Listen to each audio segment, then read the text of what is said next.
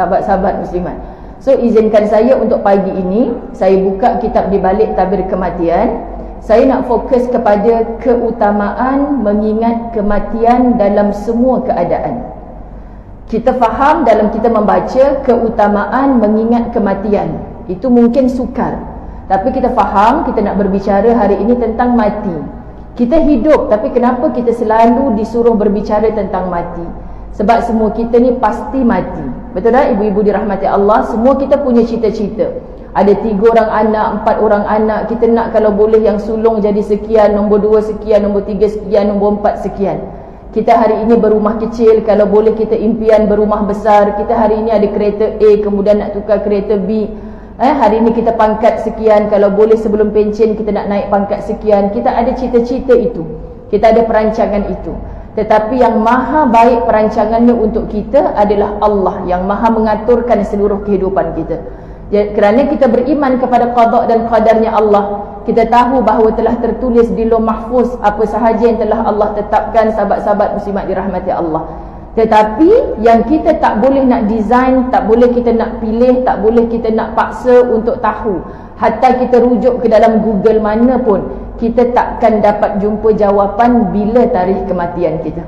Betul tak sahabat-sahabat muslimat dirahmati Allah? Cuma harus bangun tidur pagi tadi, alhamdulillahillazi ahyana ba'dama amatana wa ilaihin nusyur. Bila buka je mata, tahu kita dihidupkan oleh Allah Subhanahu wa taala pada pagi ini. Tolong jangan fikir yang kita berada di atas dunia. Fikirkan, ya Allah, semalam ada dosa-dosa yang aku lakukan. Sepatutnya banyak solat taubat aku semalam, panjang istighfar aku semalam, ada tahajud, ada munajat aku kepada Allah. Sebab kita bukan banyak tidur sahabat-sahabat, tapi Allah ciptakan malam untuk kita berehat. Lalu tidurlah kita di waktu malam. Tetapi jangan sikit-sikit tidur, biar tidurnya sedikit. Okay? Untuk apa kita tidurnya sedikit? Kalau kita dapat kualiti dalam tidur, kita akan bangun tu kita fresh. Penat macam mana pun semalam, kita akan segar paginya.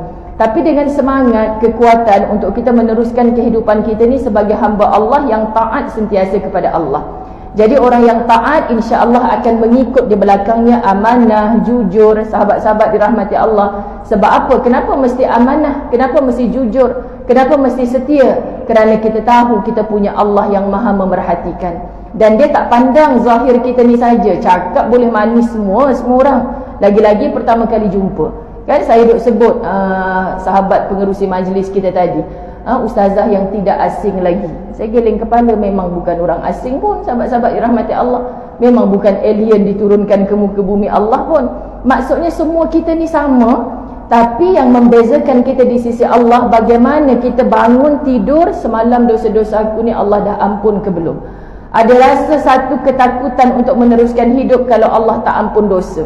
Ibarat kita nampak seorang manusia yang lalu di hadapan kita, pasal apalah dia ni muda lagi tapi duk bongkoknya jalan. Kita nampak orang lalu depan kita bongkok, tak logik. Nampak macam sebaya aku je ni tapi dah bongkok. Kalaulah kita boleh dibukakan hijab, melihat dosa-dosanya orang, pertama kita akan nampak semua orang akan keberatan bongkok di belakang tubuhnya ni kerana sedang memikul dosa-dosanya yang terlalu banyak. Satu. Kedua, seandainya Allah buka hijab kita untuk melihat dosa-dosa orang lain, buka deria bau kita sahabat-sahabat untuk menghidu dosa-dosanya orang lain, kita takkan sanggup duduk dalam ramai-ramai macam ni. Tak sanggup. Seorang hamba Allah datang membawa pikulan dosa yang terlalu banyak, dalam keadaan yang bongkok, dalam keadaan kita automatically terus menutup hidung, bau busuk yang luar biasa. Tapi maha bijaksananya Allah menutup aib kita sahabat-sahabat muslimat dirahmati Allah. Yang kita nampak, yang kita dengar, yang kita lihat. Kenapa Ustazah Zai merasakan bila sekali-sekala bertahun-tahun baru datang sekali, ini tempat pertama kali saya singgah. Selepasnya merasa dikerumuni, semua orang nak bertemu. Kerana apa? Sebab pertama kali orang ditutup apa aib Ustazah Zai. Orang tak nampak apa keburukan yang kita buat. Tetapi orang yang rapat dengan kita, sahabat-sahabat dirahmati Allah, yang tahu bagaimana cara tidurnya, cara cakapnya, cara makannya. Subhanallah, saya selalu mengusik sahabat-sahabat tim khidmat saya kan. Tak nak kan ambil gambar dengan saya. Sian, saya tak ada siapa nak ambil gambar dengan saya. Kan sahabat-sahabat, sebab lama dah duduk di samping, kenal sungguh, dah macam anak beranak. Ni kalau suami isteri jap-jap bang selfie, suami rimas tak sahabat? Kan dia kenapalah, kan? Dah macam orang buang tabiat pula, sekejap selfie. Anak-anak pun macam tu, bagusnya anak ibu, selfie sikit nak tunjuk kat orang anak ibu rajin. Sekali dua bolehlah sahabat-sahabat, tapi benda tu merimaskan.